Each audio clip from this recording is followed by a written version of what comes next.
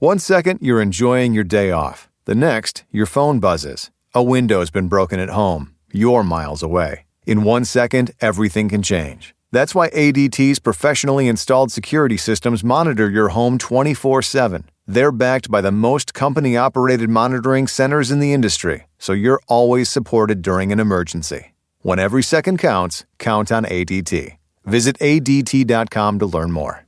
Hey, it's Ryan Reynolds here from Mint Mobile. Now, I was looking for fun ways to tell you that Mint's offer of unlimited premium wireless for $15 a month is back. So I thought it would be fun if we made $15 bills. But it turns out that's very illegal. So there goes my big idea for the commercial. Give it a try at mintmobile.com/switch. Upfront payment of $45 for 3 months, $90 for 6 months, or $180 for 12-month plan required. $15 per month equivalent. Taxes and fees extra. Initial plan term only. Greater than 50 gigabytes may slow when network is busy. See terms. There's no place to escape to. This is the last podcast. On the left. That's when the cannibalism started. What was that?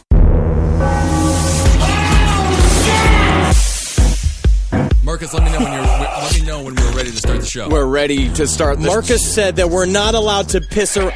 Dog meat said that we are not allowed to piss around today. Welcome to the last podcast on the left, everybody. I am Ben Kissel, as always, staring right at Marcus Parks. Hey, dog meat.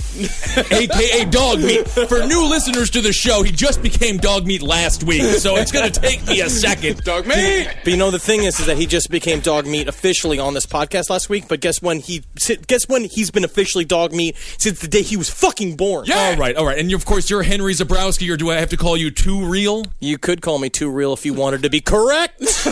You long bitch. All right.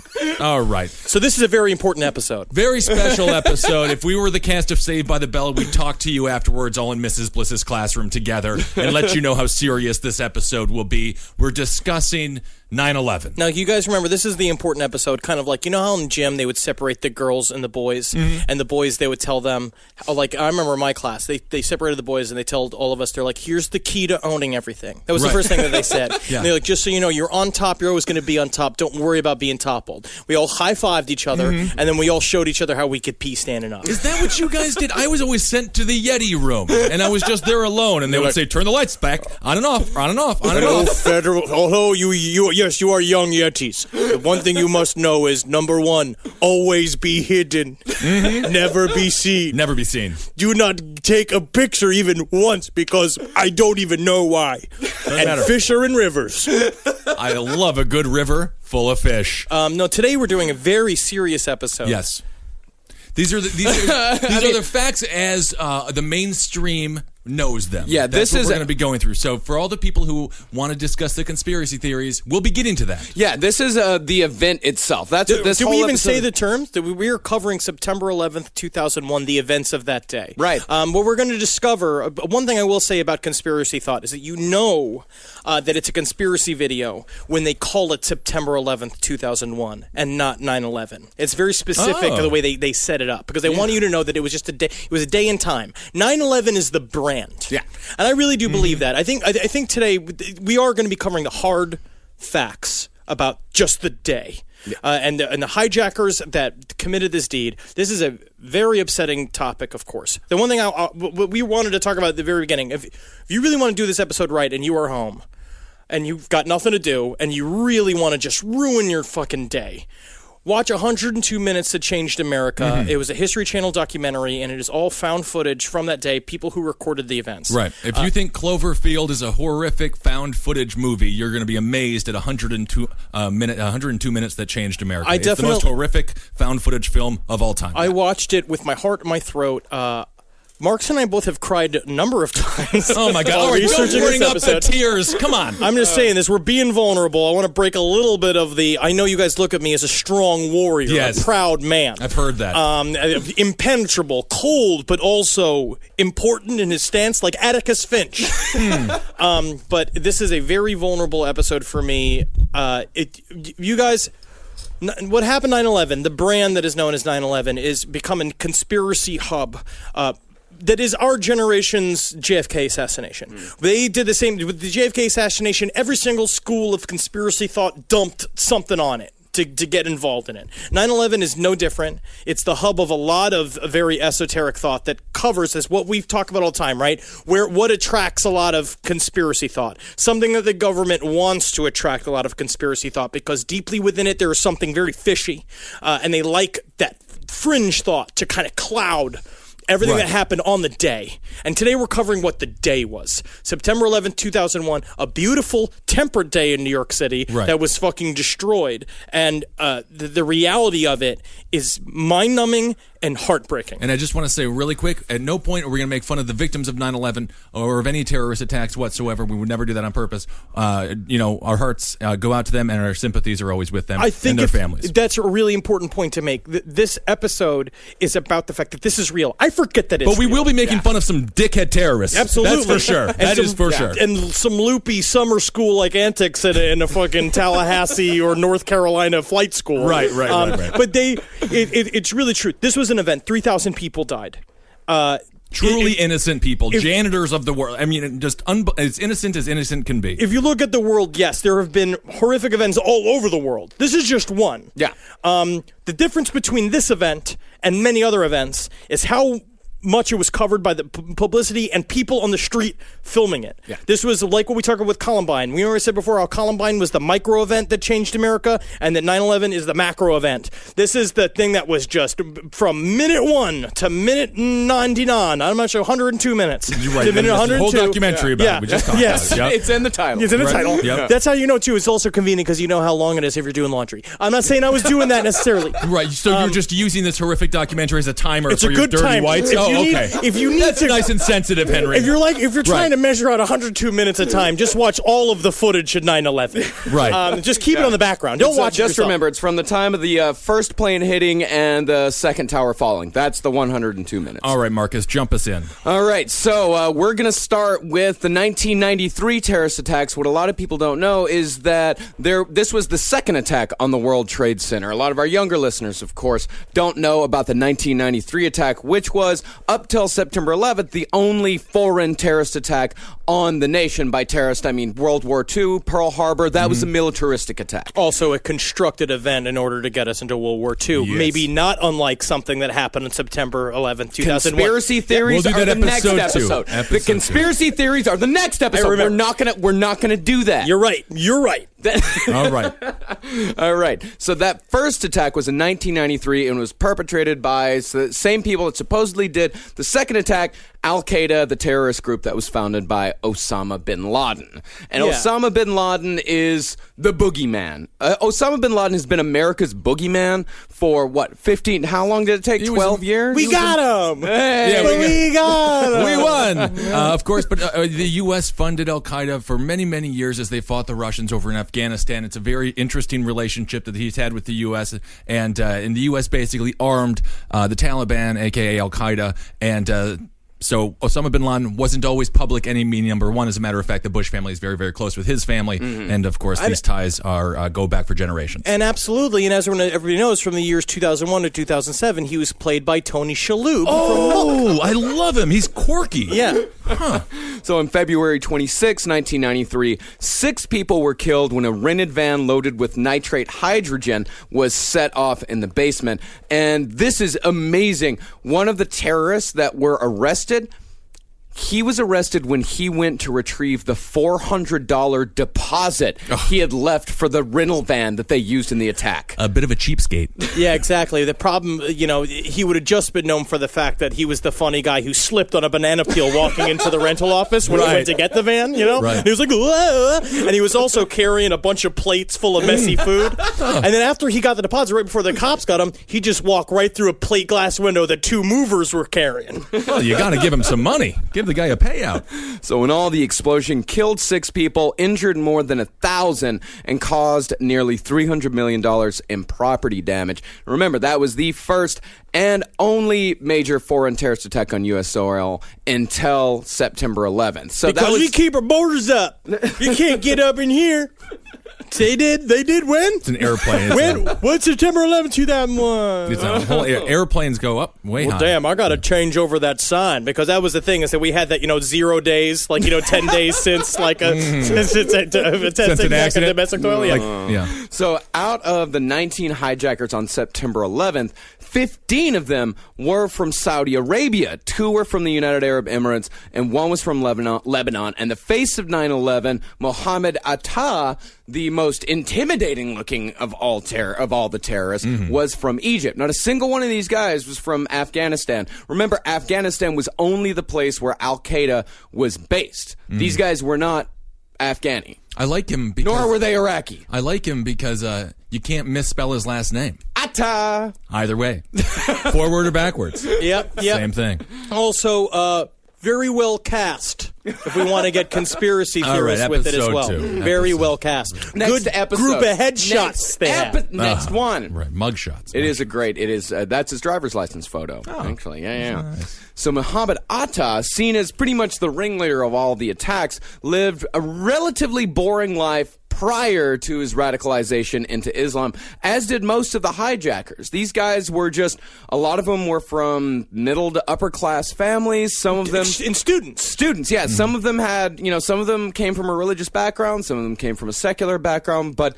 They were almost all students. Mohammed Atta, he studied in Germany as an exchange student. He lived with 2 teachers who eventually kicked him out after 6 months, citing his closed-mindedness and intensely introverted personality. Oh, so he's a real dickhead, huh? Yeah, real dickhead. That's weird because it seems like the guy who flew one of the planes into the World Trade Center would be kind of fun. Yeah. Well, that's that's one of the weird things about some of the other terrorists is the guy that hijacked United 93.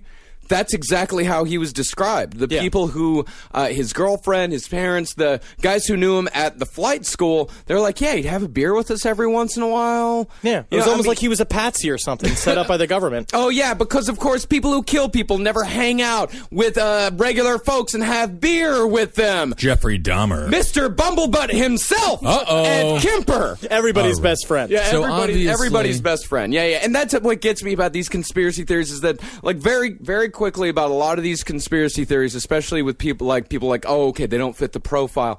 There is no profile. There is no profile. It's and also they just don't understand humanity, people. It's like, yes, you can be a fucking psychopath that's going to kill thousands of people, but you can also enjoy a little twist and pinch of a nipple.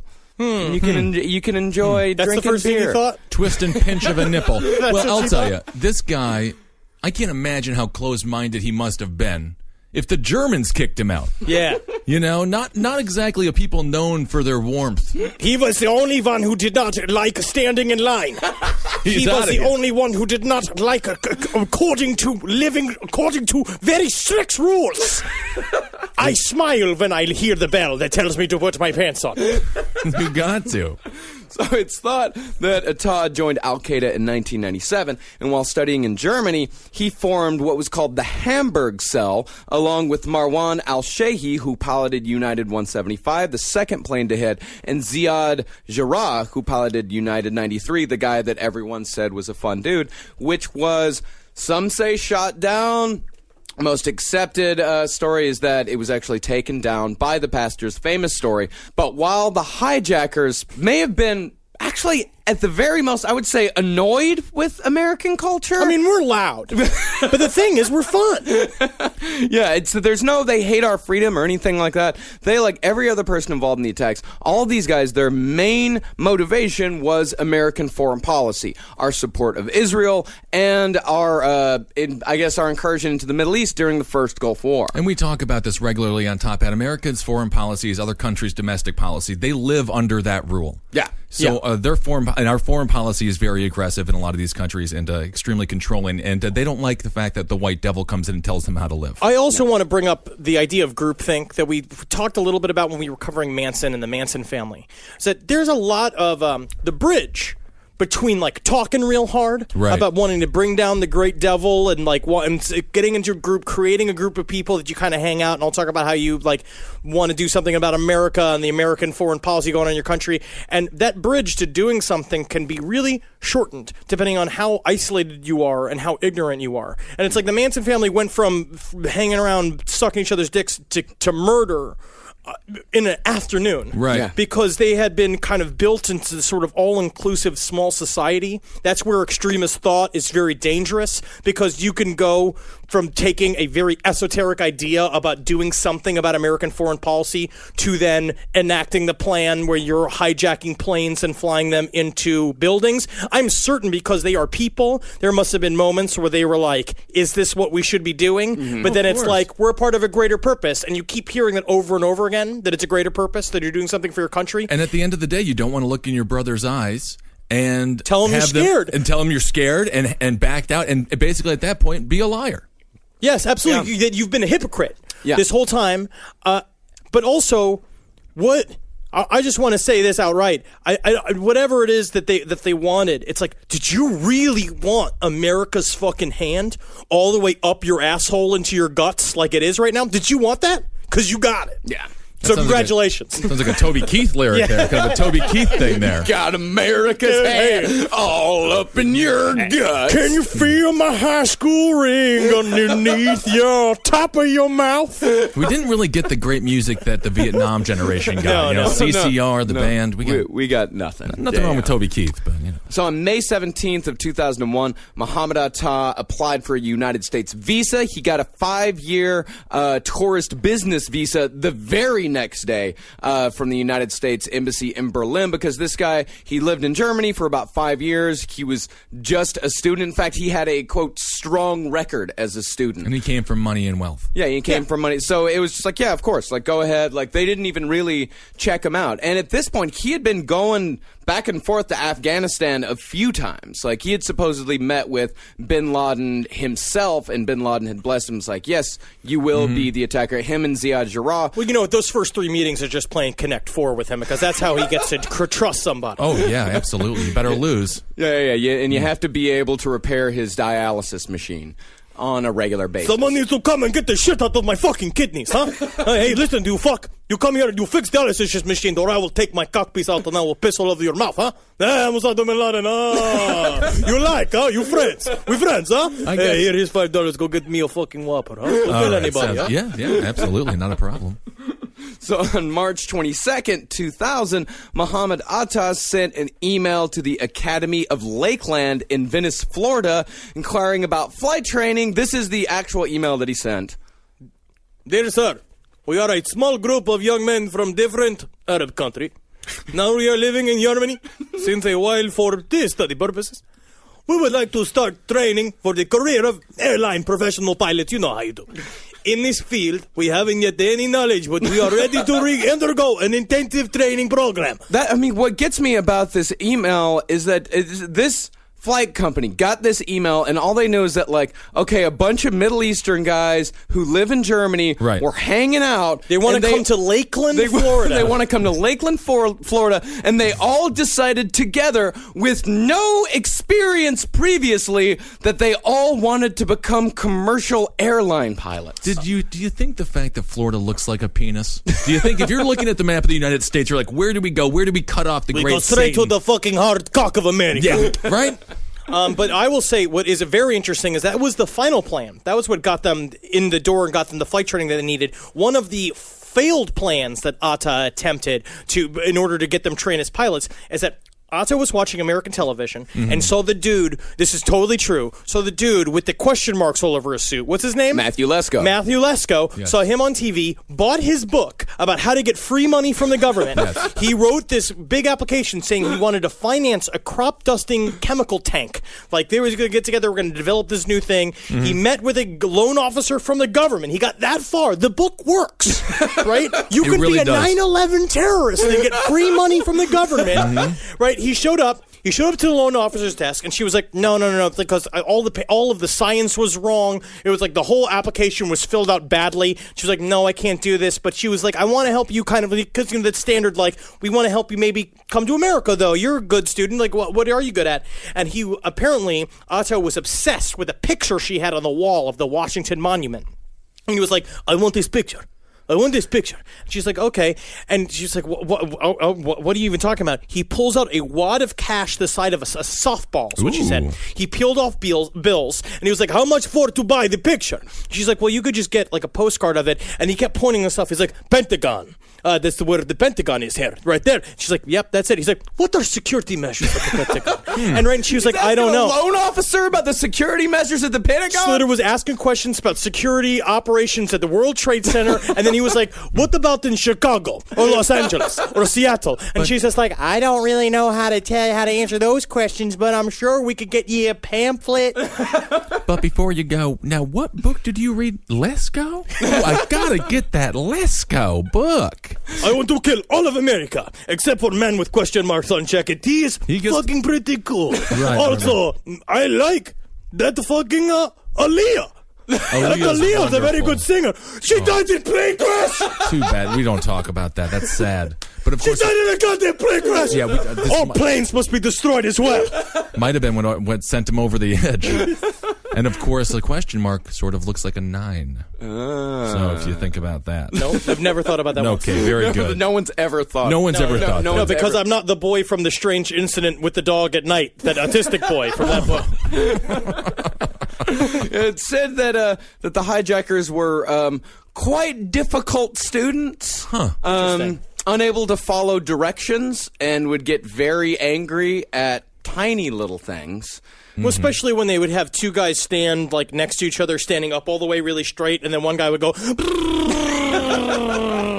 I come for a crash landing, and they're all like, ha, ha, ha, ha. It's like their act outs are very funny. Right. Good improv.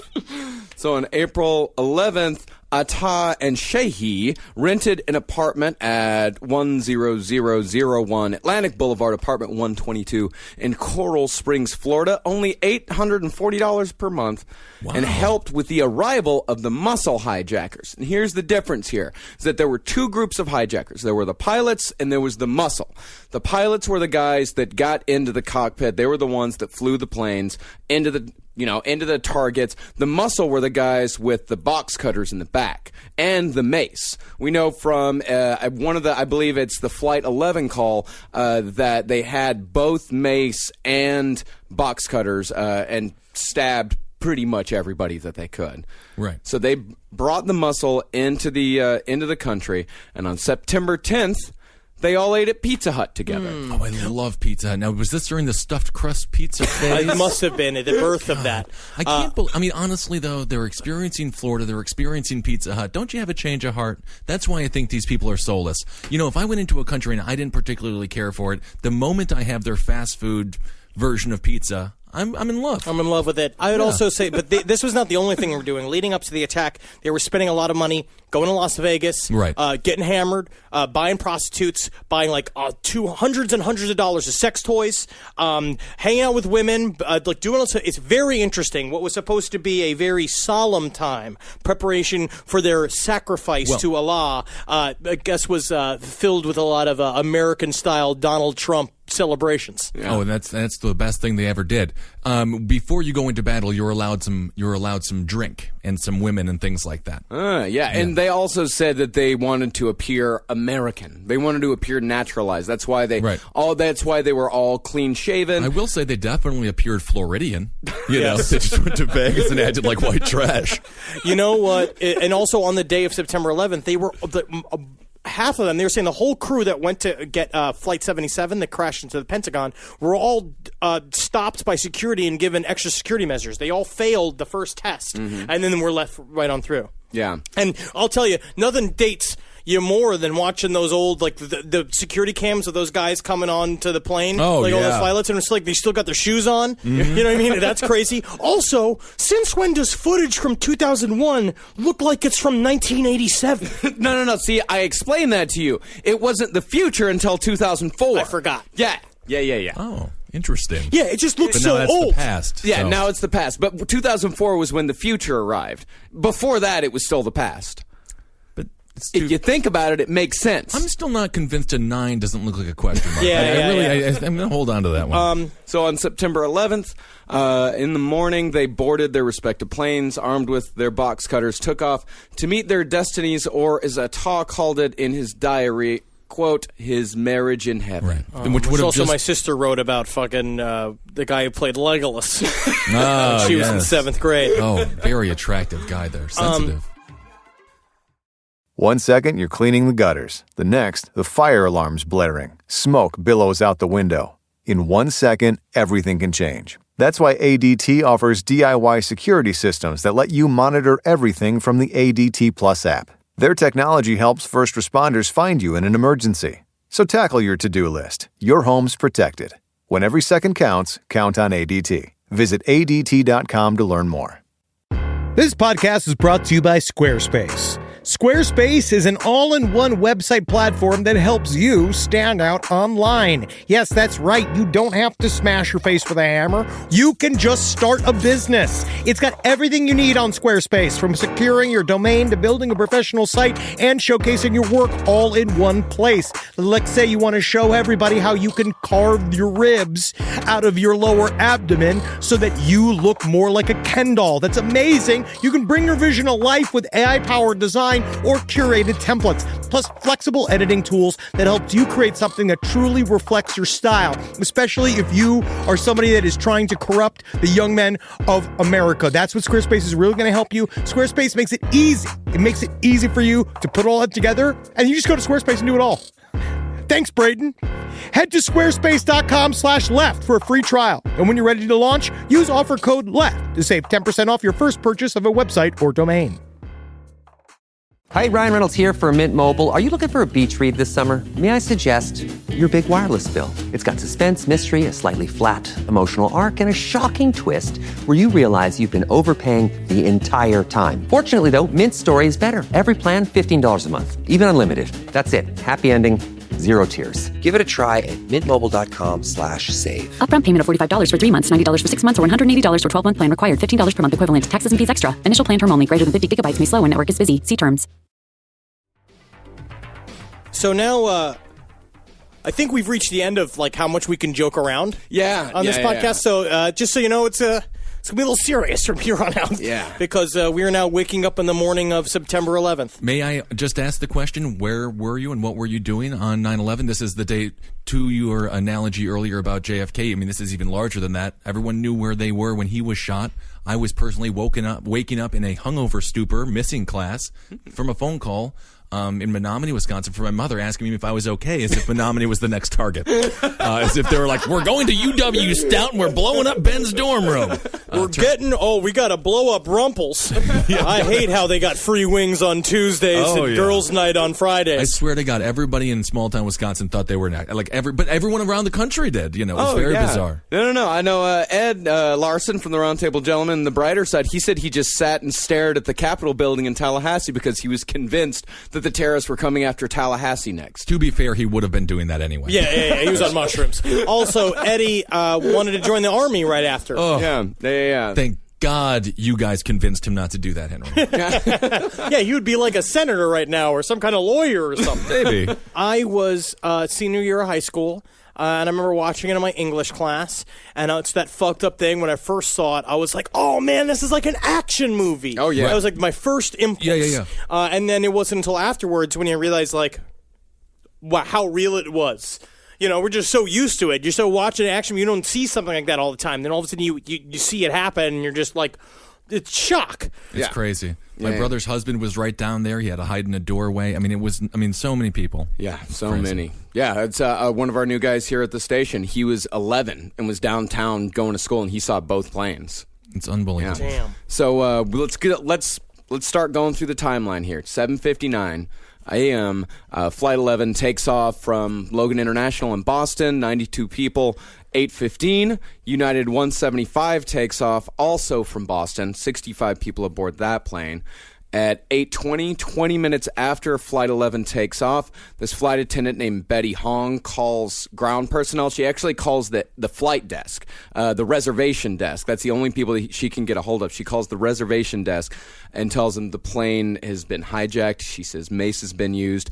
Two flight attendants have been stabbed and are bleeding out. The pilots have been stabbed and are bleeding out. The hijackers have barred themselves in the cockpits.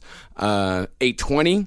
1 minute later, American Airlines Flight 77 takes off from D.C. And this is also very interesting. What they talk about on the planes is that every one of these planes were only filled to 30% capacity, which is very interesting. And also they figured out how to shut off the transponders on these planes, which is like technically they didn't have training to do, and they disappeared off of radar. Yeah. Which is also very suspicious. We'll talk about the war games exercises and stuff like that. Turning off a transponder, you put a box cutter to the throat of a pilot, he'll tell you where the transponder is. And all pilots, that's just weird because I just thought all pilots were kind of like on a base suicidal. No, different. Oh, the opposite. I always thought they were sort of Harrison Ford and they like to hang out with large, hairy creatures. But that's a whole different movie, I guess. Little quick note, though. Boston 850 flight Seth MacFarlane, the creator of Ted and Family Guy, was supposed to be on it, but he overslept. Yeah, so Mark Wahlberg also supposed to be on that flight. Yeah, I love Mark Wahlberg. We wouldn't have had Ted or Ted 2. Yeah, in a sliding doors world, we wouldn't have had American Dad. Oh my God. So at 8:24, Mohammed accidentally makes a transmission to air traffic controllers instead of making the transmission to the people in the cabin. Right, and we talk about these very serious things, but they have bloopers. Like when Bundy would misplace his wrench, or his. Yeah. They've all got. They're all. These are those weird human moments, right. Like those weird kind of humanizing moments that it's like, oh, it isn't an action movie. Because you can imagine his reaction would be like, oh shit. Yeah. Like, fuck, yeah. And then they have a good laugh about it, like, do you remember when you almost fucked it up? Yeah, dude. Okay, let's go do 9/11 now. It's crazy. Yeah. He said, nobody move. Everything will be okay. If you try to make any moves, you'll endanger yourself and the airplane. Just stay quiet. And then 10 minutes later, he said, nobody move, please. We're going back to the airport. Don't try to make any stupid moves. So, and then some asshole in the back's like, I'm not trying to make stupid moves. I'm trying to make smart moves. Well, no, he was... Kill the nerd. Heroes. The people on those planes were heroes. So as far as the people on the ground were concerned, this is still a hostage type of situation. Right. These guys they're not scrambling jets or anything because the people on the ground are like, okay, these guys have a bomb. There's some sort of like, it's like those it's like those plane hostage situations that used to happen all the time in the 70s. And we will talk in further detail next episode about the war games that were being played during this time. Vigilant Guardian was being done. Another thing called, what was the other one called? Amalgam. Ugh, We'll get into all that stuff. Yeah. So all these people on the ground, they're thinking, okay, let's not scramble the jets just yet. This is a hostage situation. We don't want to spook them. Let's let this be for a second. But what you also realize is that everything that happens extremely fast. All of this happens, but between the time that they hijack the flight and hit the first plane, less than 20 minutes. Crazy. So 10 minutes later, the plane's transponder is turned off, makes them pretty much invisible to air traffic control. And people always ask, why can you turn transponders off? Pilots turn the transponder off every time they're on the ground because it interferes with radio traffic. So a pilot turning on and off the transponder is as natural as anything else. It's something that they do multiple times every day. I am very confused. It doesn't make the plane like the Wonder Woman plane. Right, that's what I was thinking. But I'm not a scientist or a pilot. No. Yeah. So it does take them about 20 minutes. In 20 minutes, the FAA, they contact NORAD, who scrambles jets to locate and tail Flight 11, but not one jet would even get off at the tarmac before the first plane hits. I mean, 20 minutes is that's so quick. It's unreal. Yes. So at 8... You would not even get through an episode of, I don't even know. I've been watching Review lately. I'm a big fan. It's a good show. Thanks. Good show. I would also say, but technically our government had been preparing for this. That's where the lies come in later on when they say that we were never prepared for planes to fly into the World Trade Center when they had already planned for the thing over and over. It's Next episode. Yeah, I'm just saying. Episode. Well, I mean, they understood that it was a possibility. Yeah. I'm not going to say I've been screaming in an apartment for 5 days about what the government has done. I'm not going to say that I've been balls deep in raw news footage for 5 or 6 days. I'm not going to say I spent 4 hours at the 9/11 museum yesterday. I'm not going to say that all of my dreams have been horrific or confusing, like that dream that I had where me and Miley Cyrus wrote a 9/11 musical together. How's Carly doing, your girlfriend? We had a big fight last night. Cool. Yeah, because I'm dead inside. I've been kind of hollow and not talking at all. And we got mad at each other because I didn't think she could, quote unquote, handle it. And she took that as an insult, which rightly she should have. It's cool to date us. I was thinking, the TV show I was thinking about was According to Jim. 22 minutes. According to Jim. I can't believe all of 9/11 happened over one episode of According to Jim. Jim Belushi should have never been famous. So at 8:42, Flight 93 takes off 40 minutes late. And this is extremely important because all of the flights were coordinated to take off at the same time. They were all supposed to take off around 8 a.m. Or at least within like 10 minutes of each other. And this one takes off 40 minutes later. And this is Flight 93. This is the one that crashes outside of Shanksville, Pennsylvania. And the fact that this plane was late is the only reason why it did not crash into the Capitol building. That is the only reason why. If that flight would not have been late, they would have destroyed the Capitol building. Because we know, because Khalid Sheikh Mohammed, who was one of the architects that we captured a couple years afterwards, that's what they asked him what was the fourth target, Capitol building. Right. Yeah. So that would have been completely destroyed. Again, not Menominee, Wisconsin. At no point was Menominee, Wisconsin. Never once. Not Lansing, Michigan. No. Not Troubadour, Texas. No, not even Troubadour, Texas. Wow. So this is when it starts getting intense. 8:46 a.m., first plane crashes, takes 7 floors of the North Tower. It takes from 93 to 99. While the plane disintegrated instantly, passengers from the plane were thrown out and landed on the ground, still strapped into their seats. Now, this is when they first thought, when it first happened, everyone thought, of course, that it was an accident. Right. Yeah.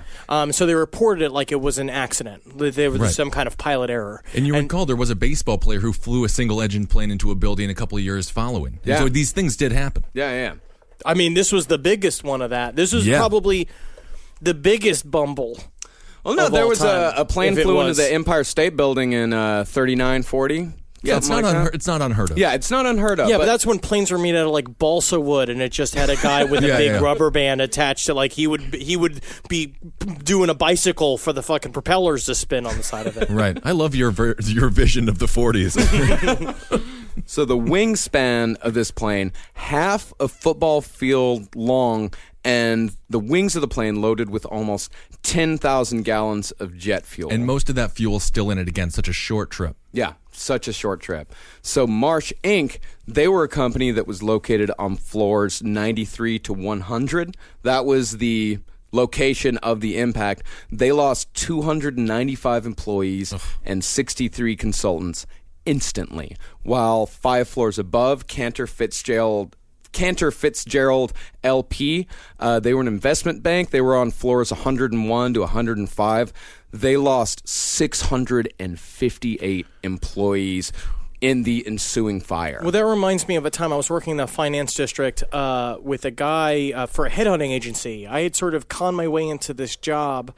These are the events that like literally made some of these Wall Street traders into like Vietnam vets. Right. And I met one of these guys who was this guy named Will Stavenhagen, who was a headhunter that I worked for in our office. It was 3 people in the office, and he was a fucking nutbag. And he used to walk back and forth screaming like, "I never want to see you off the fucking phone." And he was insane. Sounds like Jordan Belfort from Wolf of Wall Street. He wanted to be like that. Right. And I remember one time we all go out for drinks. He's like, "Everybody get the fuck up. Get the fuck up. We're going out for drinks. It's Friday. We're going to go out. We're going to fucking relax." And he was, he's insane. Like Jeremy Piven from PCU. Yeah. Go to sleep. Go to sleep. And so we go to a bar across the street, And I sit with him, and at this time, I'm in full hippie phase. I have like a 6-inch long fucking like goatee. My hair's really long. I had like I was just like all high, like just like all the time. All high, 100% high. And he bought us he's like, shots. We're doing shots. And he said, and he's just like, gets 2 shots, and I was just like, yeah, and it's kind of so what brought you into this thing? And he's like, all my friends died in 9/11. Great. And just took the shot. I'm just in the cool. I want to be a sketch comedian. But no, these guys, like, imagine that. Because you know how many times in your life have you, I mean, straight up, I remember when I was working in an office and be like, man, I want to go down that street and I want to see that building in fucking flames, right? I want to come in. I will do anything to not work today. Fantasy, yes. And it's like, that shit was real. Yeah, right. That always happened. horrifying. Just make sure it stays a fantasy. Yeah. And to remind you real quick how many people were at the World Trade Center, over the entire complex, buildings 1 through 7, over 250,000 people were at the World Trade Center every single day. I can't believe that,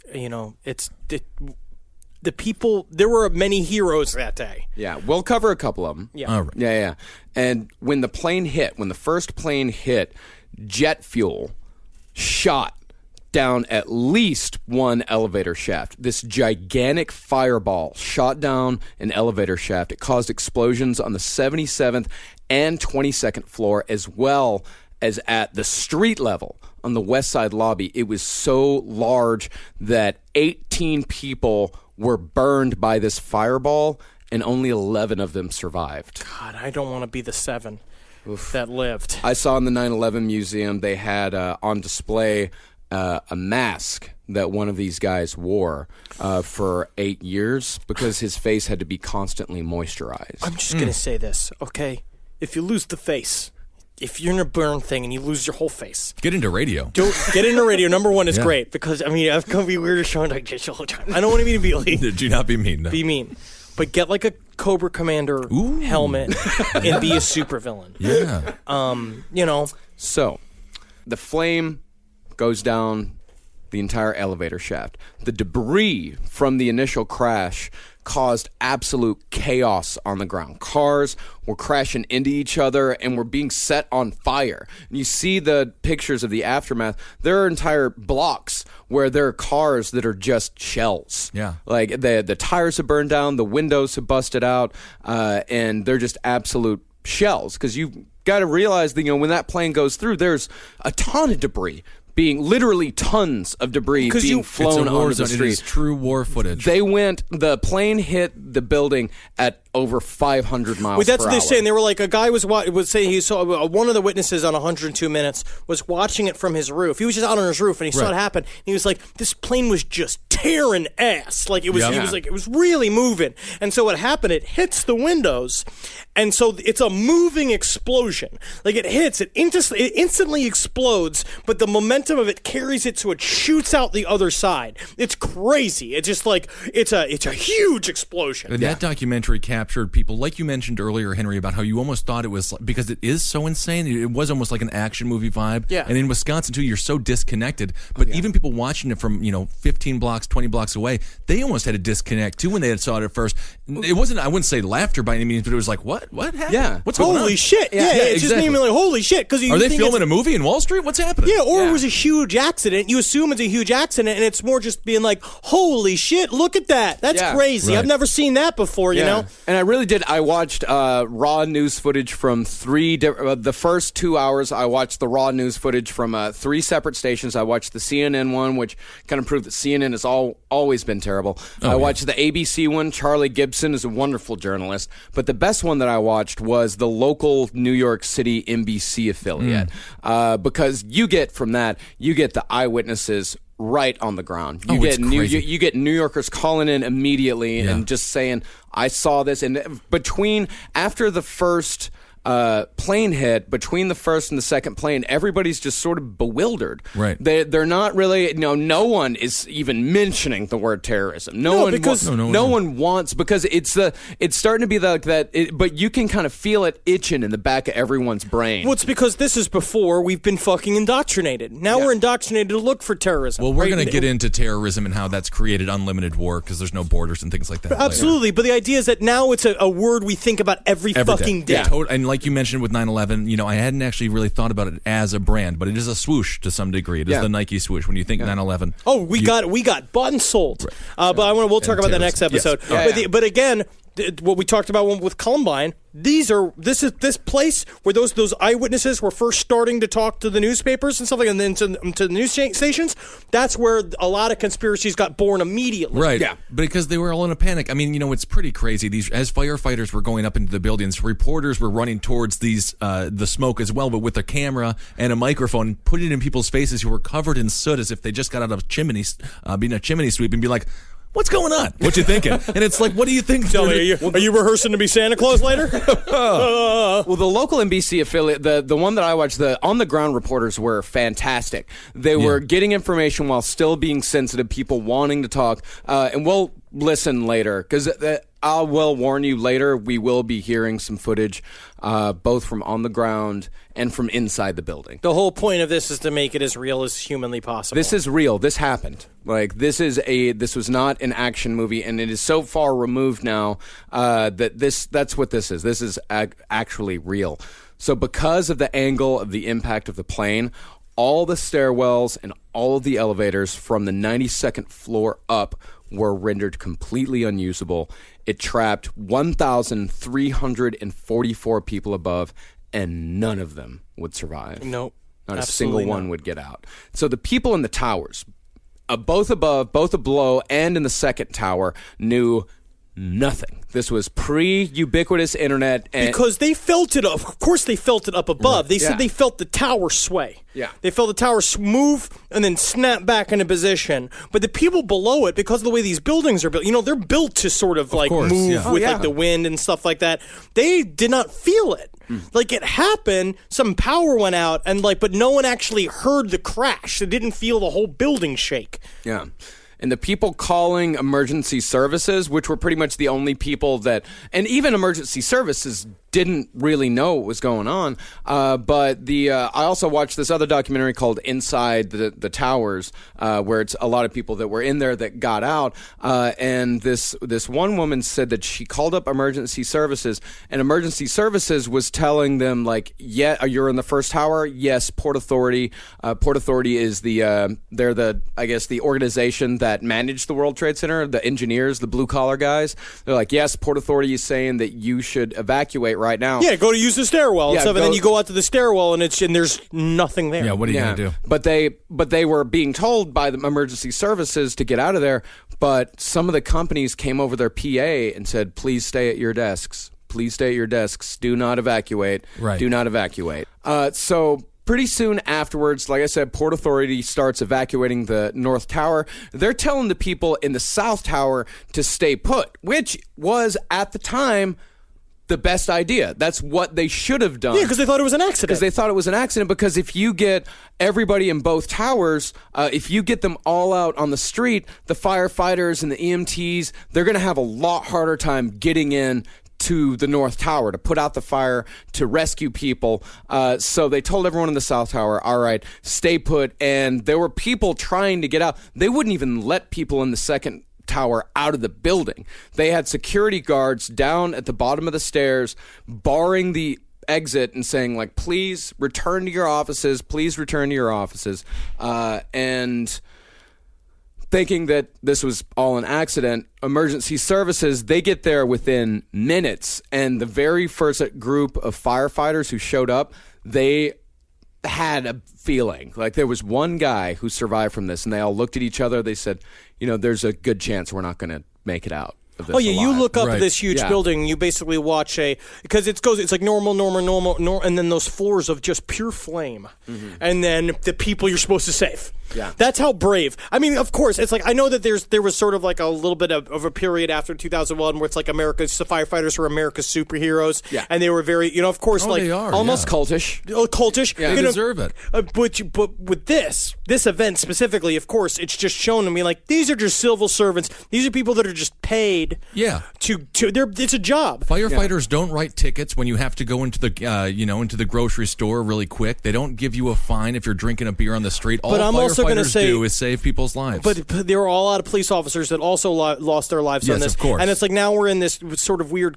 situation and a weird relationship with authority in America right now, according with like what's going on with how police officers are trained and how they're acting. And it's important to remember that they are men, and there's a lot of and women, and they're humans, and they're sacrificing we'll stuff for yourself. We'll get into that in future episodes. In '93, they militarized the police because of the war on drugs. Obviously, after 2001, the war on terrorism, the police got remilitarized, and that's why we're having situations that we're having right now. That's when they started giving them tanks. Right, exactly. Yeah. Even Stevens Point, Wisconsin, for example, my hometown, my little brother just called me. They got a brand new tank. Nothing has happened in Stevens Point, Wisconsin. I think somebody stole a jar of Smuckers, like all what last happened? Are year. they just filling it with like they're just filling it with brats? Yeah, pretty much. It's a good cooker. It's a good cooker for July 4th because basically these police forces, if they don't spend the money, then they get their funding cut. So they're like, we want millions of dollars next year. Let's buy a tank. Yeah, And exactly. that's what happens. Anyway. So out of that first group, they all acknowledged they're probably not going to get out of there alive. They all shook each other's hands, went up the stairs. Only one of those guys survived. And this is when it starts getting really intense, the jumpers. The jumpers start about 15 minutes after the first plane hit. And people on the ground, they said that the bodies hitting the ground sounded like sacks of cement. Like it was such a deep thud. And the myth that a lot of people have about jumpers from buildings, the myth that a lot of people have is that, you lose consciousness before you hit the ground. That is not true. They weren't traveling fast enough. Yeah, these bodies, they were traveling at a speed of about 150 miles per hour, which is enough to cause instant death, but not enough to cause them to lose consciousness. Because it cut to them. I remember when you watch a lot of the people in the street footage of the tower, as they were going up the World Trade Center, like you could see people waving shirts above the attack line, above the fire line. Yep. There were people waving shirts on the top, and they were all chained together. They were smashing out the windows, Which was a bad idea. Which was both a good idea and a bad idea. It was a good idea for them because the heat's moving upwards, cooking them. They were trying, but the thing is, then the oxygen came rushing in from the broken windows, feeding the flames underneath them. I literally was watching 102 Minutes, and one of the people recording the building was like, "Oh, look, it's paper. Look, paper's coming out of the building." And then someone's just like, "Wait a second, I think that's a person." It was falling too fast. Yeah. And then they were like, caught it, and then they were like, "Oh my God, that's a person!" And they freak. Yeah. And I had to close my laptop. I'm it's so crazy. Like I almost like threw it across the room. It's kind of crazy because it's just one of those things. Right, the reason why to bring it up is it just show like.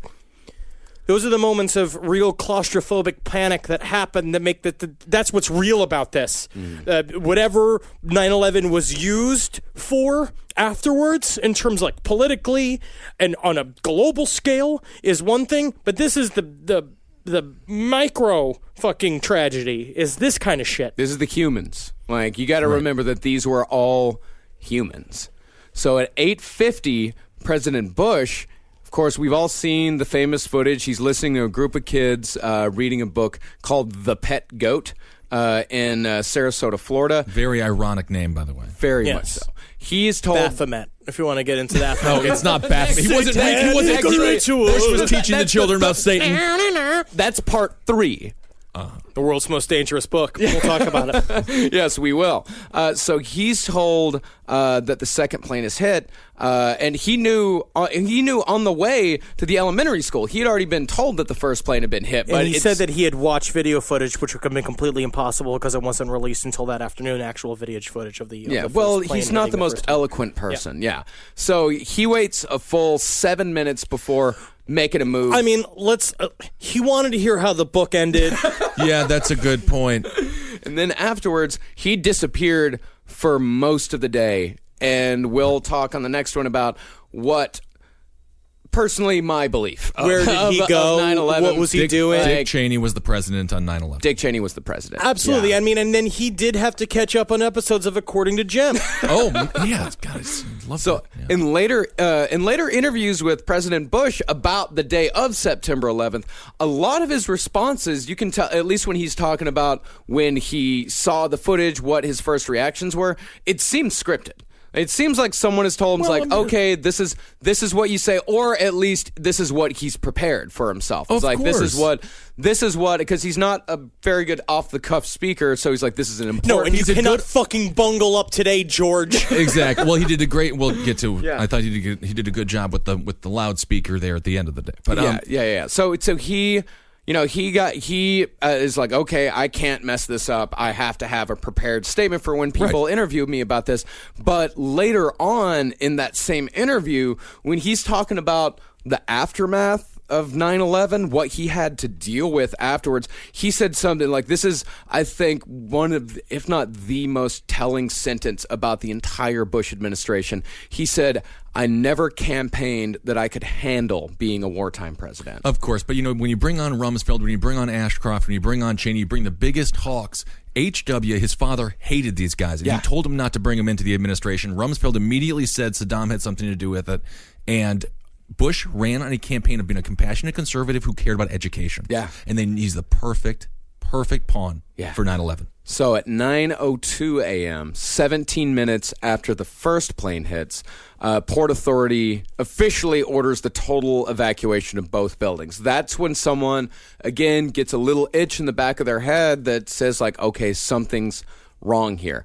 Up to 14,000 people are already evacuating when they make this call. And 1 minute after they make the call to evacuate both buildings, United 175 crashes into floors 75 to 85 of the South Tower, much lower than the first. And you can see on 102 minutes is that the streets of Manhattan just go insane. Because they realize, this is terrorism. Right. Yeah. This is on purpose. The guy that, Jose, that we just hired here, I said earlier that he was 11 when he saw it.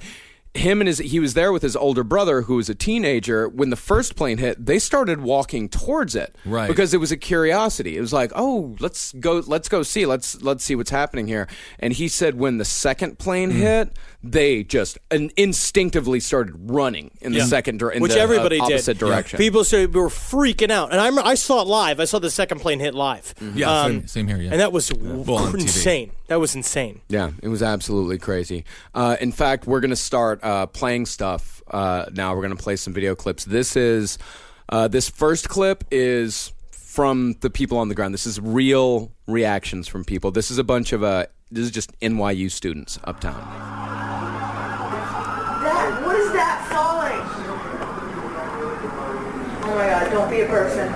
Where? Oh my God. Where? That right there? What are those big heavy things falling at a rate that a piece of paper would not fall? Oh my God!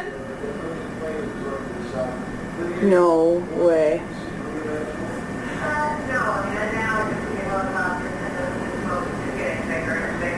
Like that, Caroline, do you see that?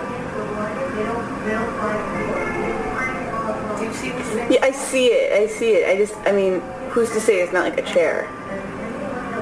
Please be a chair. Please be a chair. Regardless, it's gonna be so dangerous at that base. Obviously. Wait. Oh!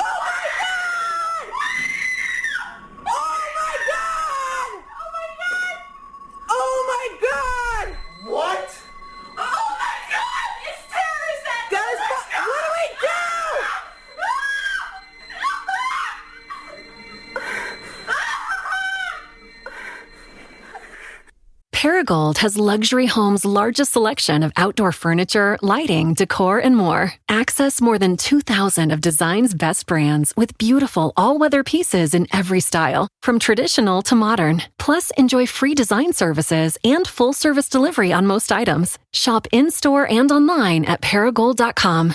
Paragold, luxury lives here. Hi, Ryan Reynolds here for Mint Mobile. Are you looking for a beach read this summer? May I suggest your big wireless bill? It's got suspense, mystery, a slightly flat emotional arc, and a shocking twist where you realize you've been overpaying the entire time. Fortunately, though, Mint's story is better. Every plan, $15 a month. Even unlimited. That's it. Happy ending. Zero tears. Give it a try at mintmobile.com/save. Upfront payment of $45 for 3 months, $90 for 6 months, or $180 for 12-month plan required. $15 per month equivalent. Taxes and fees extra. Initial plan term only. Greater than 50 gigabytes may slow when network is busy. See terms. So you can definitely tell the mood changes. Yeah. The mood changes from this kind of detached, right? Like, that's maybe it's chairs or something like that. Like it's just sort of. And it's like, oh man, it's got to be so dangerous. Like it goes from, because you talk to a lot of people, and a lot of people on the street too, and a lot of people in these videos, they're just like, oh my god, like look at those people. Look at those people, truly empathetic. Like truly. They were looking at these people. I feel like that's to be honest, a measure of New Yorkers' character. Yeah. Because the one thing that we got is there is a sense of Schadenfreude in New York, right? Where it's like seeing somebody else's misery a little bit because we're all kind of miserable. But there's also that other thing of like a great sort of like commiseration of like, you could imagine yourself having gone all the way into work, right? An hour commute all the way into work, and then this shit happens. Where it's like, even because at that point it's just an accident, and you imagine yourself like up there. New Yorkers are like have a lot of beautiful kind of energy. There's a great spirit here where it's like you see that a lot with this footage, or people being concerned for people in the towers and not talking shit. And then New Yorkers are some of the nicest people in the world because they don't fake kindness. When they're nice to you, they mean it. That's for sure. That's why I love the city so much. Like we all saw this on, or at least I did, and I know Marcus, far removed. New York deals with things. New York dealt with this. It's crazy to think about. We can watch it, and we know the ramifications in a theoretical level. But to be there is a whole other story. And again, how do you feel about this, guys, right? Do you feel that 9/11 and the coverage of 9/11, right? Because they were saying before, it's like they really were trying to get the facts right. They weren't trying to jump on it. They were filling the air with noise, right? They were trying to cover it as much as possible. But do you really feel like we were looking at that before 9/11 and the day of 9/11, we're looking at the last bits of non-staged news reading that has happened since? I feel like the tone of how things are covered and the way when we talk about 9/11 as a brand has been so pervasive over the last 15 years that we can't even see the forest for the trees. Yeah, I think anymore? that 9/11 was, and we'll listen right now to the ABC News, like them actually with the footage on their screen. I think it is the last instance of honest journalism. I feel that has ever happened. Attached to journalism. Well, now everything that wasn't just about outrage. Like you would think Sandy Hook, there would be some sort of emotional attachment to that. Immediately branded, and immediately in the media used as a political football. That this can be used to argue my point. This can be used to argue my point. What they have done is taken our emotions from us, and we're going to talk about this in conspiracy as well. What they've done, I think, a part of it is this, where it's like all of a sudden, it's like how they covered the shootings that happened yesterday of the camerawoman and the reporter when the cameraman and the reporter that were shot, and the way they immediately sort of flipped it. And they took his footage, and it was like they almost made it better the way they took it off his Facebook page, and they showed the first person footage of him fucking shooting those people, which is horrific, and no one should watch it. And they took that, and then they immediately ripped it down, like it was like, and they almost like kind of coyly presented how they took it down. Mm-hmm. We have since this day we've been watching nothing but theater on television. Yeah. Well, of course, television news is never going to be accurately describing the events because they're all paid for by companies like Northrop Grumman and major manufacturers of weapons. And again, who benefits from 9/11? We want to get into that. We'll get into that in future episodes, of course. Cui bono. Cui bono. Damn it, dog meat. You're getting too real. Let's listen to this whole episode's a little too real. Yeah. All right, here we are. Not appear that there's any kind of an effort up there yet. Now remember, oh my God. Oh my God. That looks like a second plane. I did not see a plane go in. That just exploded. We just saw another plane coming in from the side. You did. That was out of Yes, and that's the second explosion. You could see the plane come in just from the right-hand side of the screen. So this looks like it is some sort of a concerted And that's one thing that you also hear in the newsroom is you hear them when it hits. You hear the, oh my God, like everybody just stopping and staring. And then after about 10 seconds, they gather themselves. And they're like, oh, this is like, oh, we have a job to do. Now we have to report it as accurately as humanly possible. Yeah. And then, but also then you get to people on the street, and what's the first thing they said? It's like you watch it too, in 102 minutes, when that second plane hits, and they're all, you just gotta be like, it's immediately someone's just like, Osama bin Laden. Like they just start saying that shit, and they're like, and then, or the miserable. In the Times Square footage that they have, it's people like, oh, Osama bin Laden. Yeah, I mean, because we knew, of course they knew, because We've Osama been bin setting Laden. him up for a long time, if we want to say, if we're looking to cast a villain, we were making him a real. We didn't set him up. I mean, we just because, chose not to murder him. Yeah, he was also, he was a part of the 1993 bombings, and he had also been a part of the USS Cole bombing Clinton from 2 years earlier. Absolutely, Bill Clinton should have killed Osama bin Laden. Yeah, He's our Christoph Waltz from back in the day, the permanent villain.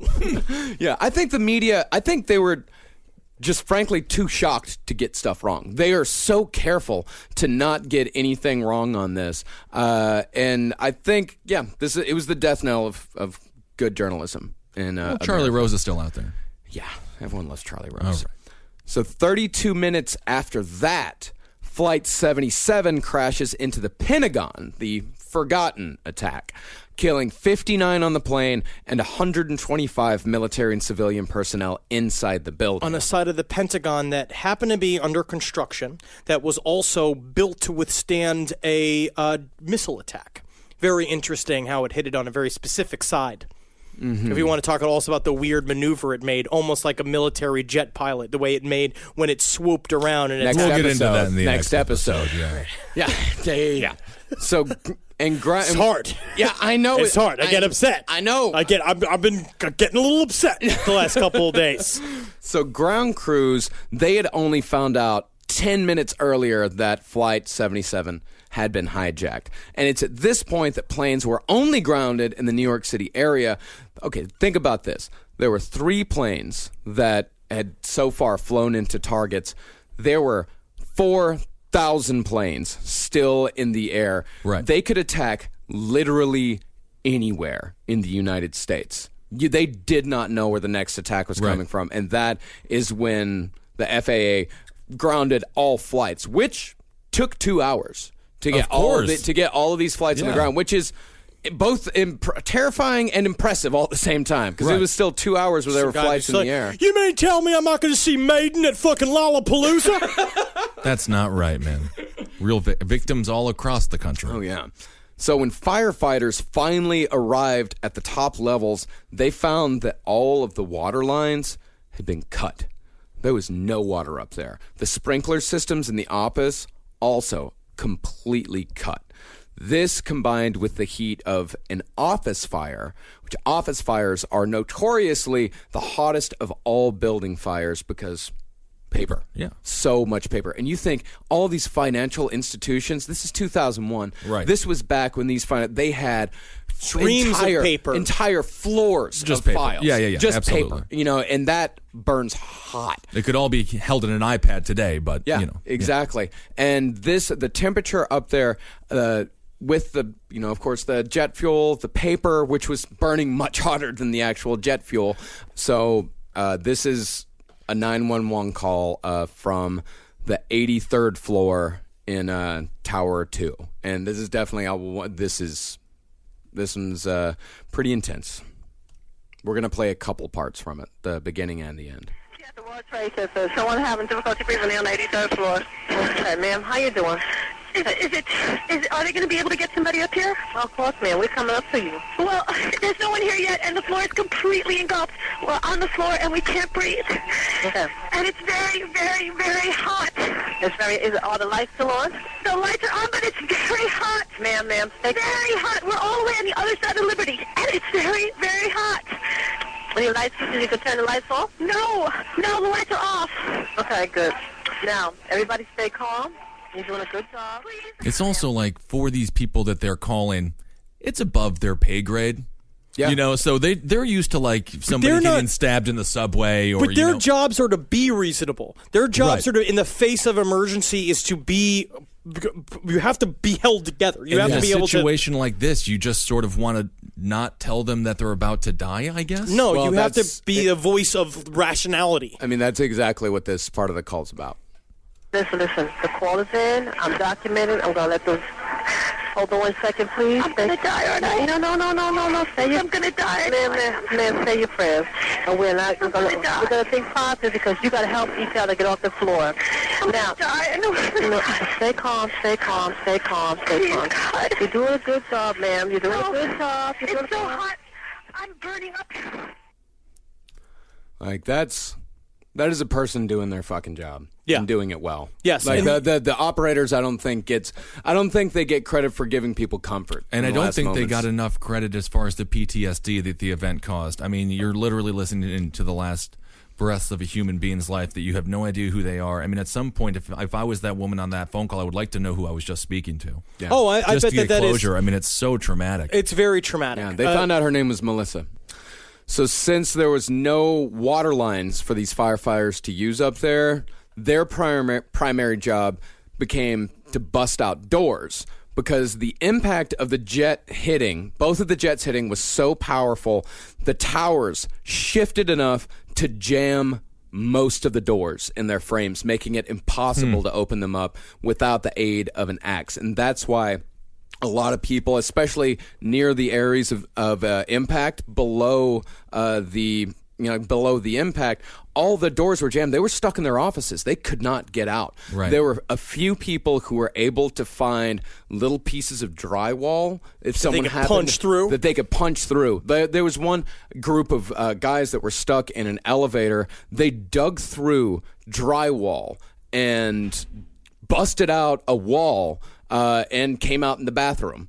Because that was rare. Most of these people were stuck, and that's why so many firefighters died.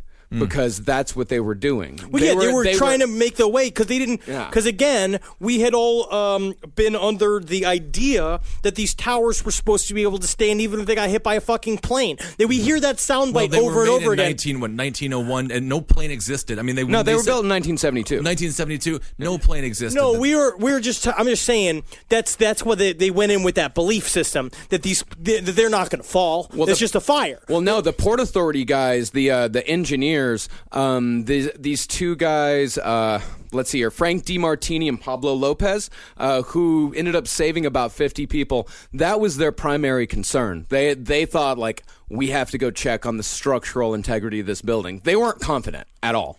I know, but firefighters don't know because they're used to they're using just office fires. They consider this like a fire, right? Yes, a plane hit it, but then also you look at this big, huge building and you think, oh, that's not going anywhere. Yeah, and so they're up there just being like, we got to get through this until we can get the lines up here to start, because the helicopters were already starting their way up to try to blast a fire water, you hit it with hoses from the side, and it's. That's one of those things. You trust a building. Yeah. You trust a building that stands. You think that this is the worst it can get. Yeah. One group of survivors, this to me is amazing. One group of survivors, they busted through these doors that had actually been blocked from the smoke because some of the doors were actually airtight enough where smoke wasn't coming through the doors. They busted open the door. There's an inferno behind them. There's just smoke. They're all covered in soot. And they found a secretary at her desk on the phone with her boss going over his appointments for the next week. God damn. Right. Like, just not. And they come in and she's like, there's something happening. There's something going. I need to go. And he's yelling at her. Like, just yelling, like, no, I didn't. She's like, I gotta see Brian next week. I'm gonna get croissants with Brian. Yeah. But that's also like it's two separate. I mean, it's like this denial, right? And you also see that people on the ground. You see footage. Like, I remember this image really sticks out in my head. A woman because there's paper everywhere. Like everyone keeps talking about like it was like ticker tape parade. Because that's what they said. That was the first time they saw it. When the paper first happened. They saw a guy in an office talking about paper blowing past, and he's just like, "Oh, some kind of parade happening. I wonder what we're celebrating." Yeah, they're making jokes like, "Oh, Yankees win a World Series again." It's just that's what people thought. And there's a woman on the street that is just picking up paper off of the ground and calmly shuffling it. and just broken. Broken. Just not in disbelief. It's either doing something. Fight or flight, or just try to stay busy. I always literally as distract your mind in any way possible. Yeah. Oh yeah, when the terrorism do? comes, I immediately snap into secretary mode. Yeah, I mean, literally, there is no fight. Yeah. What are you fighting against? There's no fight. Yeah. So 22 minutes after the Pentagon, the South Tower, the second one to be hit, falls first. And in both video and picture, you can see it's amazing to watch this. It's crazy. You can see the corner of this building. You can see it slowly buckle in.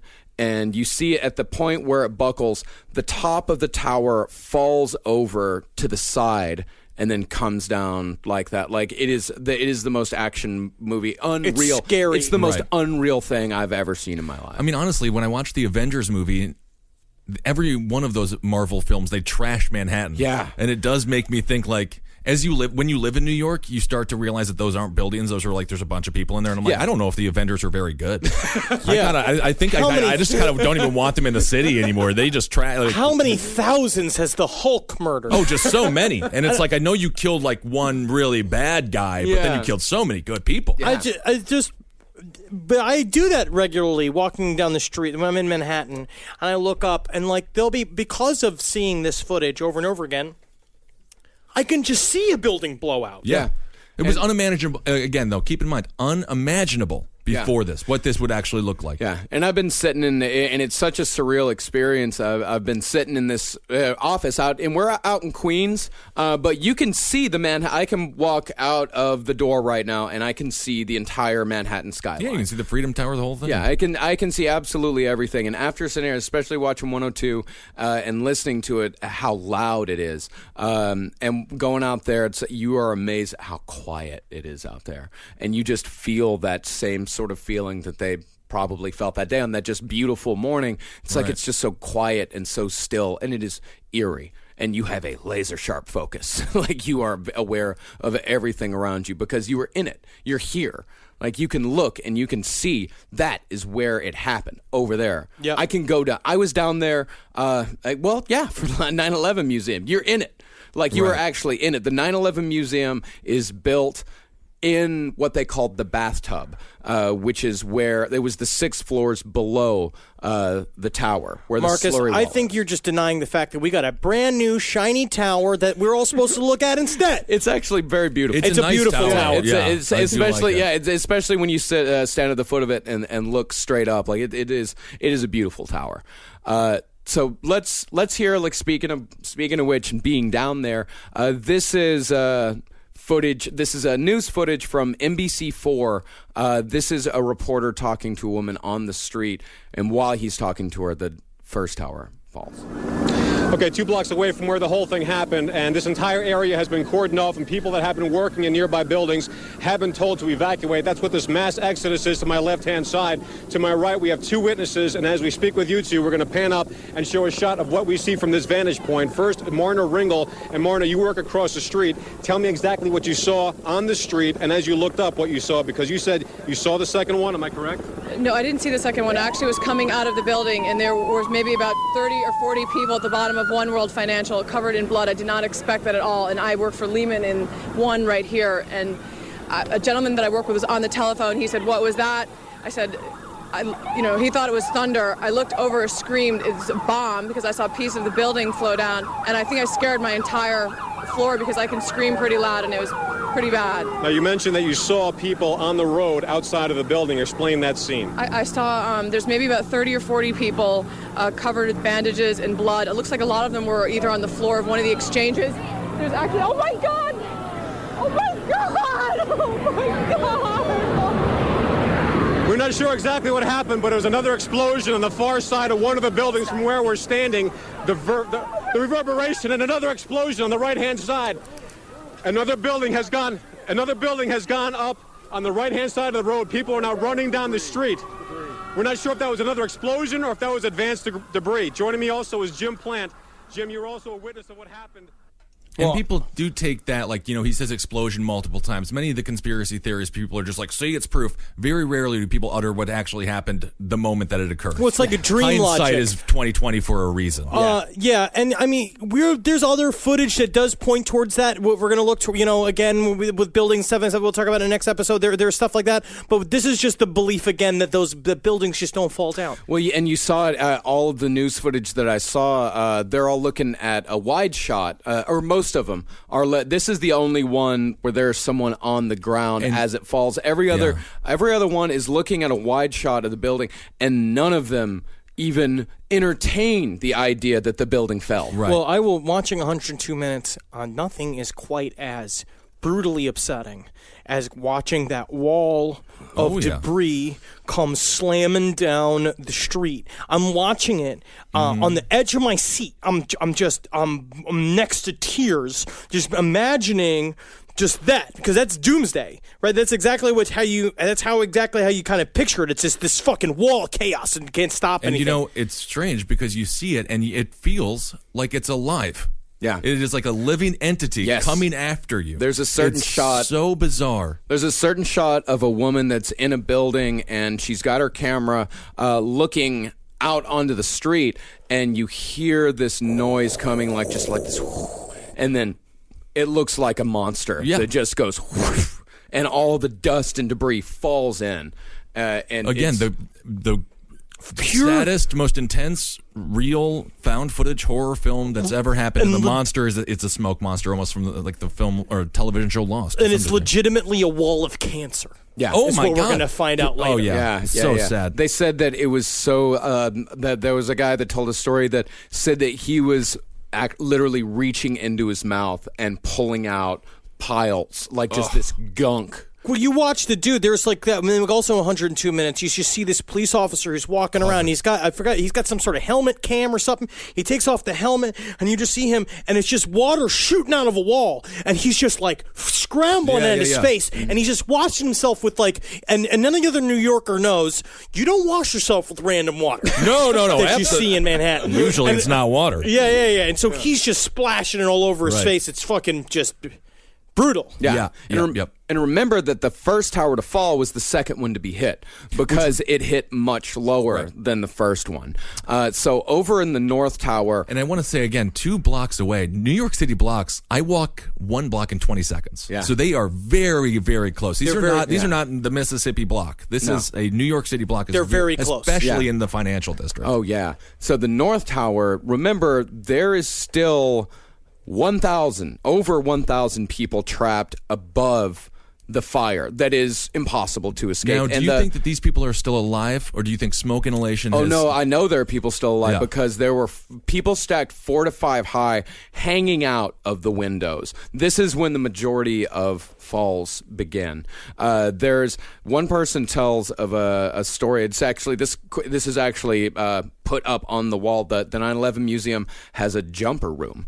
Where it has a plaque that says warning extremely graphic content, and you walk into this little room and it's just showing 5 pictures on a loop of the people falling, specifically the falling man photo, very beautiful picture, which causes such a huge controversy, and especially the controversy afterwards there was a paper in Pennsylvania that published an actual picture, published that picture gigantic on the back page, and it caused such an outrage. And I think and this is what is fascinating to me, and I think really shows the disconnect that people had about this day, is the news media showed the towers falling over and over and over again for weeks. You just saw them fall. You saw them fall 5 times a day. Well, and like we were talking about earlier, then it did become used for more desensitizing, more propaganda. But what I'm saying is that but the images of the falling people were taboo. You couldn't, you would not, people just didn't wanted to pretend that they didn't exist, because it's like Joseph Stalin said, that famous quote, 1 million deaths is a statistic, 1 death is a tragedy. Now, the other thing, too, is, again, I mean, this is just to put this out there, conspiracy thought, too, is that I think it is important that all of this footage exists. Yeah. Right? I think we're supposed to be able to see this stuff and know that it happened, know that it's real, see the falling people. That's how you know it's real. That's how you know it's a real event. You watch it. But then you're going to also see again how that imagery is then twisted. And they use it. It's about optics. They use them to set up something for themselves to get something out of it. And those people, the reason why they're afraid of people, it's the same thing with what happened when we were fighting in Afghanistan and in Iraq. What they do is they don't want to show pictures of the fucking caskets that our soldiers are in, because that would make it far too fucking real. Yeah, or any of the combat footage like they did in Vietnam, where they showed actual dying soldiers on the news every night. They love keeping it a hologram because the pictures of those towers falling, if you just show them on loop without fucking zooming in on them, does look like a goddamn action movie. And it makes you fucking pumped to go do something about it. Oh, yeah. And it's like when you watch the people just falling, you start putting your dad in there, you start putting your brothers in there, your cousin, you start putting those people's faces on those people, and that, our government loves our hologram fucking reality. Yeah. Like they want to keep it alive. I mean, it's anger versus sorrow. You watch the towers fall, you feel anger. You see the people fall, and you feel sorrow. Two very different emotions that are used for two very different things. Sorrow can be a very, I guess, personal emotion, a very private emotion, but anger is shared. And it's great, and it's useful. Yeah, it's both useful for their own reasons. Yeah, exactly. So you're looking up at the first tower has fallen. People are holding on to each other across the dividers to balance themselves. They're leaning out of windows. They are 100 floors up. Imagine looking down. They are 100 floors up. They are looking down. They are in a literal chimney. The smoke has enveloped the entire structure, and they are looking down from 100 floors up. You saw one group of 5. They're stacked on each other. One group of 5 either all decided to go together, or just one person slipped and pulled all the rest of them down. People saw, and you kind of think watching this footage, like how many people jumped. I think if you ask most people, okay, how many people do you think jumped from the top of the World Trade Center? A lot of people would probably say, I don't know, 10, 20. It was over 200 that jumped. We will never know exactly how many. Because the jump, well, I don't want to get too grisly with that, but, I'd rather fly for a second instead of being cooked like a goddamn turkey in my office. You know what I mean? Yeah. Where I hated to be every day. Yeah. Tough to say. Tough to say. So these buildings, they're filled with black smoke that most of the office workers, they had no idea what to do, where to go. These buildings were an acre in area. They were 70% the size of a football field. This next tidbit's really interesting. Yeah, the only people that were prepared were the employees of Morgan Stanley, because their director of security, this guy named Rick Rescorla, he was known as the man who saw it coming. And who must have been a pain in the ass until the day. Huge pain in the ass, because this guy, he was convinced, like he knew, okay, the first building, and he had this buddy that was also kind of a security director, and he asked him, he's like, okay, so what do you think? They're going to do it again? The guy's like, absolutely. Of course they're going to do it again. Absolutely. He's just sitting there and he's just like, absolutely. They're going to do it. Fucking stinking talking. You don't think they're going to come for us? You don't think they don't want to take our fucking freedom? Yeah. And they're like, all right, calm down, fucking Rick. Yeah. And so they're like, how are they going to do it? They're like, oh, they're going to come. They're going to come by plane. So he forced Morgan Stanley employees for years to do fire drills. He would time employees and bitch them out if they were too slow. And about Columbine, this is what he said about Columbine. The police were sitting outside while kids are inside getting killed. They should have put themselves between the perpetrators and the victims. That was abject cowardice. If we were younger, we could have flown to Colorado, gone in that building, and then that shit before the law did. Yeah. This is how confident this guy was in his ability. He's like, oh, fuck, man. If I was 20 years younger, I would have got on a plane. I would have killed them kids. I would have killed them. Tell me some kid they're going to shoot all the killed jocks. them motherfuckers. And this is how successful he was. And without this man, the body count would have been so much higher. He successfully evacuated 2,687 Morgan Stanley employees from the World Trade Center complex. And the last time they saw him, he was on the 10th floor of the South Tower, heading up. So the guy's a pain in the ass in your office? That guy who's always talking about regulations and shit like that? Sometimes he could save your life. Yeah, absolutely. So as New York is unfolding, Passengers on Flight 93, they're on their way to the Capitol. Flight 93, it's on its way to the Capitol building in D.C. It's 40 minutes behind the other three. And they're getting word on the ground that the other two planes had already crashed into the World Trade Center. And, you know, as the story goes, they fought back. And I'm pretty sure that although Dick Cheney, he definitely authorized the shooting down of Flight 93, but the black box recording, which is public knowledge, you can hear from the cockpit, it points more towards the terrorist crashing the plane rather than letting the passengers take control. Because you hear you hear this fight behind the door, and you hear the guy Ziad Jarrah, he's saying like, hold the door, hold the door, hold the door, and they're about to get through. And he just starts screaming, Allah Akbar, Allah Akbar. And he screams it 7 times on the way to the ground. And it crashes in Shanksville, Pennsylvania, whether it was shot down or not, 20 minutes away from D.C. Well, if it was shot down, I would have no problem with the government doing it. Yeah. I mean, they have absolutely not. You have absolutely to do it. It's a missile at this point. It's fucked up. It's horrible. If they shot it down, you also got to kind of think, it's like if they did shoot it down in that time after, like, we needed something. Like, just some sort of, I don't know, some sort of, like, fighting back type of thing. Oh, yeah, of course. It's like, it just sucks that we had to kill how many innocent people in order to do it's that fucked up, it's that horrible rock and hard place scenario where it's like, you can't let him hit the Capitol building. Yeah. You know, like it's not because the president is more fucking precious than anybody else, but because of the symbolism. Yeah. You look at the symbolism of what the World Trade Center falling down does, both psychically and politically. Mm-hmm. It's, forces you into a 15-year forever war. Yeah. Yeah. Well, that's why presidents are always hated, because literally it's impossible to make a good decision. You just have to choose the lesser of two evils. Yeah, lesser of two evils. So a little less than 30 minutes after the South Tower collapses, the North Tower goes down as well. And so now you've got a debris cloud that is 2 entire buildings. And one witness on the ground, he described the cloud as, he said, quote, almost solid. There was not even sound. Like they say, like after it fell, that there wasn't even sound traveling through this field. And one witness, and this is just terrifying, one witness said the only thing he could see was the flickering light of burning paper. Jesus Christ. That was crazy. It. This is and this here is footage from a man on the street right after it happened.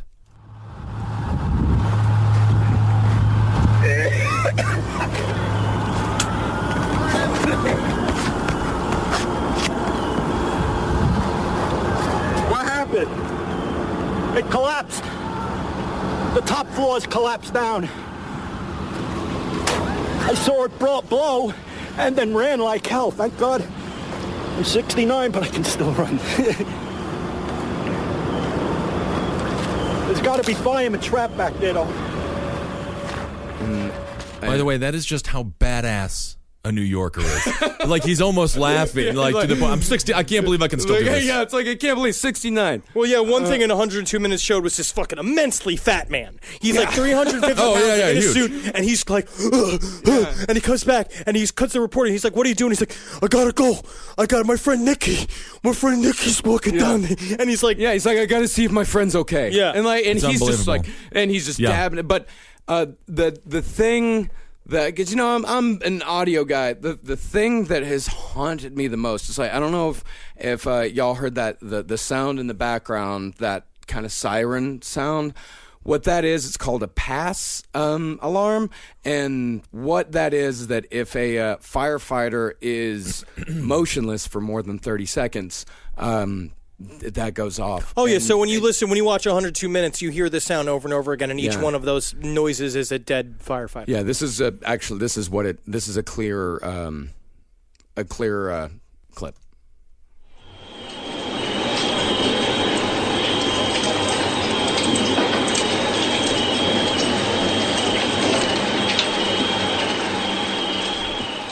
I haven't been able to be in silence for the last week, because if it's silent, I hear it. It almost sounds like when you go out to the wilderness and you just hear the bugs The crickets, Yeah, the crickets. Yeah. That is almost what it sounds like. But yeah, that noise. I remember seeing a video of that in like maybe a month after, like it was on set back when you had to download videos to watch them.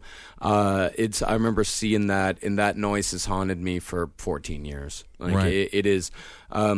It's horrific, and I never want to hear it again. Right. Yeah, I never do. And so ERs, after the second tower fell, ERs all across New York, they're all just prepared for an onslaught of casualties, and it never comes.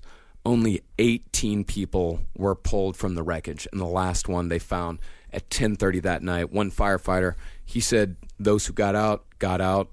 Those who didn't, died. Right. There was no in between. Like, you either had minor injuries that could be treated on the street. Right. I mean, they said there were about 10,000 injuries that day, but no major ones, really. A few. It's almost amazing there wasn't more. But it was all.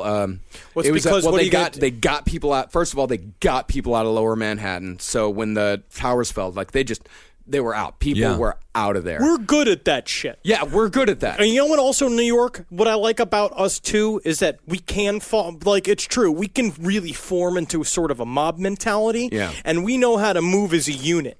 Yeah. Because that's what the subway system is. That's why when you're a pain in the ass in the subway, when you're not from New York and you don't know what you're doing, and you're just like a fucking monkey wrench in the whole system, and you're like standing in the middle of it, it's like that's why people get so fucking mad at you, because New York is about cooperation and coexisting. Yeah, and it's about moving. You got to move at speed. You got to know the rules, and you got to look out for other people, and it's about a web. And New York doesn't get nearly enough credit when we talk about coexisting. We're not talking about white Wisconsin, everyone's Presbyterian, maybe even a Catholic every now and again.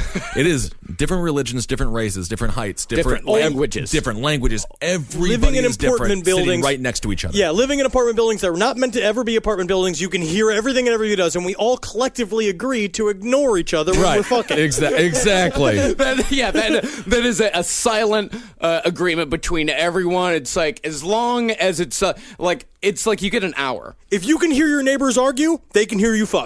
Absolutely.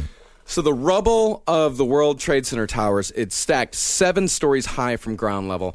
And one of the things that you always wonder, it's like, where did all that go? Why is it not higher? It's because there were 6 stories below them that all that these collapsed down into, and that is now where the 9/11 museum is. It's the whole 9/11 museum is underground, and it is amazing to see that. So forensic scientists, they worked for months. There's this great book that I read called "Teasing Secrets from the Dead" about a forensic scientist who worked on Waco and 9/11. She was the one that identified David Koresh, but she talked about how these forensics people would work in 12-hour shifts for months and months in these tents around Ground Zero, trying to get people closure, right. Identifying, like, they've like, okay, I've got a leg. Does anyone else have a leg? Does anyone else have a leg? It's impossible. And I think this is impressive. They were able to identify 60% of the victims. And most of these people, and you look at, in the museum, they had this thing called a composite, which is about 2 feet tall, maybe 10 feet around. It is a cut from the wreckage. And by the way, the museum is just full of wreckage. It's just full of steel, of the beams. And this composite is, you see, and it's about 6 floors that are all compressed into something that's about 3 feet tall. Right. And this is also something that made 9/11 really live on very, very long in a tangible sense to New York, because when they were building the Freedom Tower, the reason it took so long was because they would find a bone. Yeah. They would stop all construction, try to find the DNA with the bone. Yeah. So it was a start and stop process. The last body identified was in 2013. Just 2 years ago. Right. A firefighter. It's very real. That's what my cousin did. My cousin was a part of the team. So he was the Secret Service. They went there because they brought a lot of the rubble to the dump. They brought it to Staten Island. Yeah, fresh kills. Yeah, and they sifted through it looking for body parts. And we have friends that were first responders. And it's It was very real and very intense. Yeah. The final. And then we didn't even bring up the people that faked their death during 9/11. Though that shit's really interesting too, which we got to go into at some point. Yeah, we'll talk about that. Yeah, later. the people that faked their death, and the people, and the woman who wasn't there that pretended like she was in the very towers. interesting. Everyone's trying to benefit off of these things, and we'll also have to talk about some gangs up in Harlem settled all their beefs. It was in Washington Heights. Yeah, they settled a lot of beefs. The cops were a little bit busy. Yeah, the cops were a little bit busy, and the gangs took advantage of that, and it is fascinating. So the final toll, 2,753 civilians, 343 firefighters, 23 NYPD officers, 37 Port Authority officers, 10,000 treated for injuries. That's New York City alone. Pentagon, 125 military personnel and civilians, 24 people aboard the airliner. And in Pennsylvania was 45 passengers. And the last building to fall on September 11th would come at 5:20 p.m. that day. Building 7, which we will discuss at length in our next episode. The cornerstone of all conspiracy theories. Oh, yeah. And it's for very good fucking reason very as well. Yes. There is, because, again, it's real. And then there are mysteries at the center of this thing. Of course, there's going to be that are very fishy. But we'll get into that. Yeah. So anyway, we'll get into all the conspiracy theories, the victims and the heroes, and we're unbelievable, into the families of the victims and the families of the heroes. Thank you. And I've heard some people, and I know people being like, they worked in the financial business. You referenced the story of the secretary. The vast majority of people, they were not the ones that caused the economic collapse. Yeah. They're just janitors, making money. they're secretaries, their husbands, their wives. They are just trying to work and retire. And there was, they talk about this one guy here, family's talking about this guy, and they're like, he wanted to be a history teacher.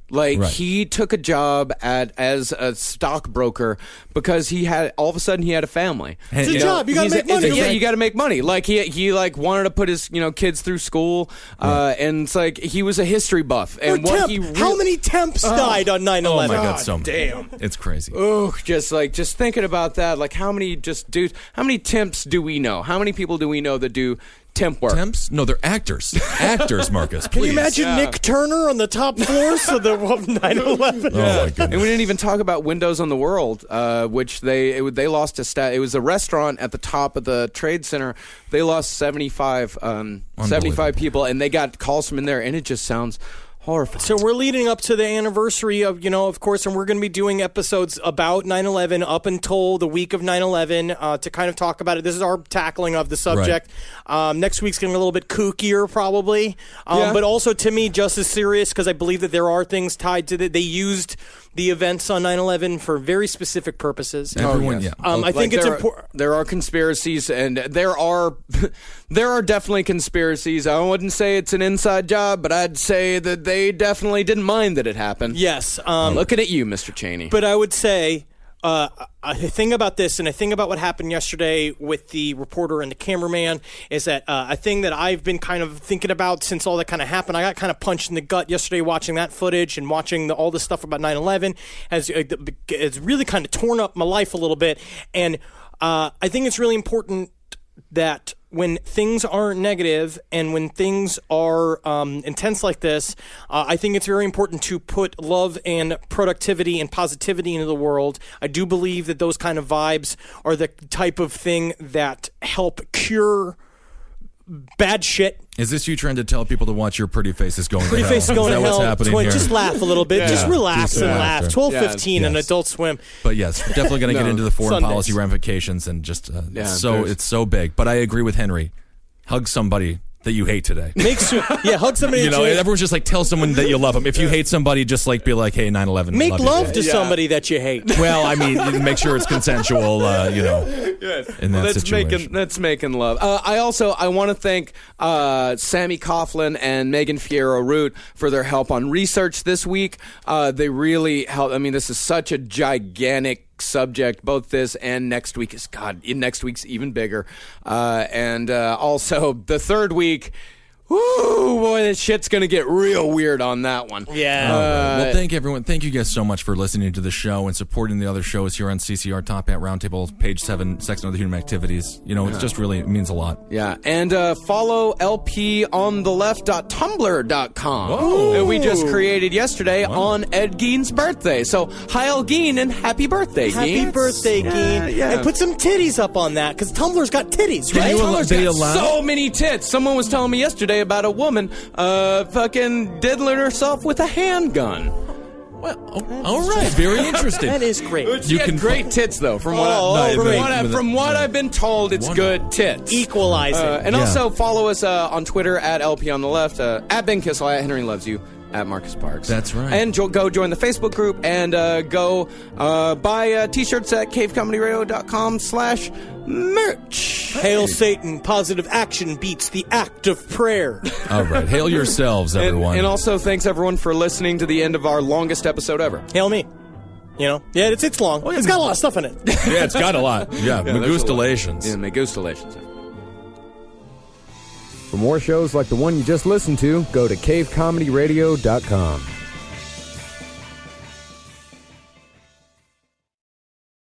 Paragold has Luxury Homes' largest selection of outdoor furniture, lighting, decor, and more. Access more than 2,000 of design's best brands with beautiful all-weather pieces in every style, from traditional to modern. Plus, enjoy free design services and full-service delivery on most items. Shop in-store and online at Paragold.com. Paragold. Luxury lives here.